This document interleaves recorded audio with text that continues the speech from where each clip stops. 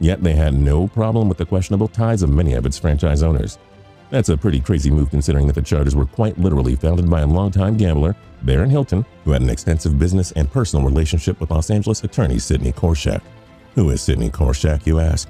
Well, he was described by law enforcement officials as, quote, the link between the legitimate business world and organized crime, end quote. Sounds like someone the NFL might have wanted to keep out of its fraternity if it were really against gambling. The irony of the NFL's relationship with gambling is that it actually has a long, deeply intertwined history with both the mob and gambling. Charles Bidwell, a mobster with ties to Al Capone, financed the Chicago Bears in the early 1920s. He would go on to buy the Chicago Cardinals, the same franchise we know today as the Arizona Cardinals. And yes, the Bidwell family still owns them.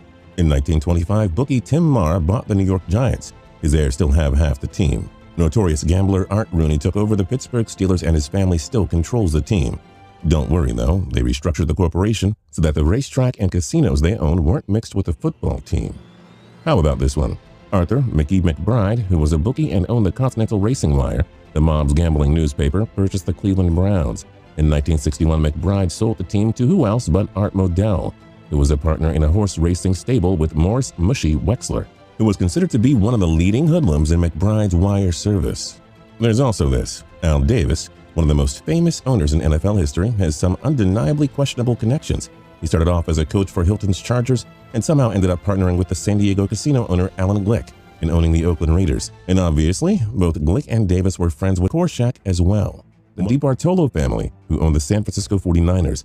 In 1998, Eddie DeBartolo Jr., who ran the franchise, was involved in a corruption case with former Louisiana Governor Edwin Edwards. DeBartolo pleaded guilty to a charge of failing to report a felony, but it seems he was far from an innocent bystander. He had allegedly bribed Edwards with $400,000 in order to gain a riverboat casino license. The NFL's response?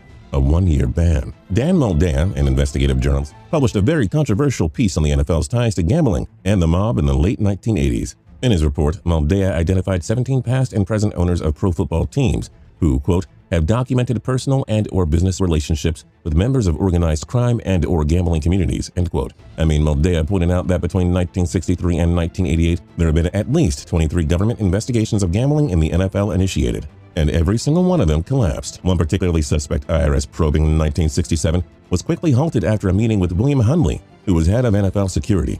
Hundley was a co-founder of Intertel, the controversial private security firm controlled by Resorts International, which was investigated for organized crime links.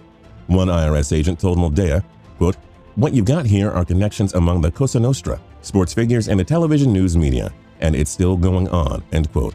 The Cosa Nostra are the descendants of the original Sicilian mafia.